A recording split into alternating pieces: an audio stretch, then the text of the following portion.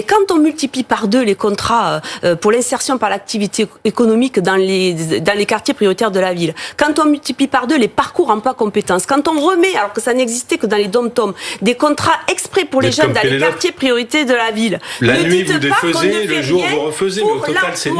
Dans les quartiers prioritaires de l'ordre. Désolé, monsieur Calfon, mais vous savez, quand on ne voit pas les choses, où on a un problème de vue et ça se soigne, où on est de mauvaise foi, et là il n'y a rien à faire. On a bien, en votant 2000 policiers de plus cette année dans le budget pour 2021, atteint les 10 000 prévus. Comme on s'était engagé au niveau du secteur de la ville, je reviens, on met de l'argent. Mais c'est de l'argent qu'il faut utiliser à bon escient. C'est-à-dire, c'est au travers des associations sportives, éducatives, éducation populaire, etc., qu'il faut remettre de la vie dans ces quartiers. Mais je suis désolée, c'est pas des choses qui se font un claquement de doigts. Il faut que ça puisse s'installer. Mais quand on met 35% de subventions de plus en 2020 et que cette année, on a voté 3,5 milliards, je suis désolée, on peut pas dire qu'on ne met pas les moyens. Mais il faut que ça puisse s'installer et il faut s'aider de tout le monde. Et les élus sont les premiers. Il faut repartir et retravailler à la base. Moi, je vais souvent dans mon quartier prioritaire de la ville, à Albi, par exemple, qui est Cantepô.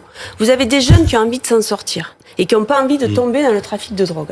De fait, il faut pouvoir les aider. Donc, quand on investit de l'argent dans les quartiers prioritaires de la ville, au niveau de l'éducation, au niveau du sport, par les associations, enfin, je veux dire, c'est tout ce travail qu'il faut faire.